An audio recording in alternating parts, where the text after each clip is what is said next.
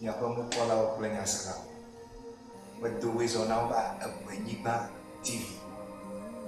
TV station yi ke va vota ele ho. E ke ko nyaga o re ta ko boni. Nya de gbe mo ja karere o. Nya jojo la me se fefo le bubua o. Ye mi ko boni. Ye la gbaji o. To gbe nya ba na jimi. Ewenyigba TV. Le decoder ji.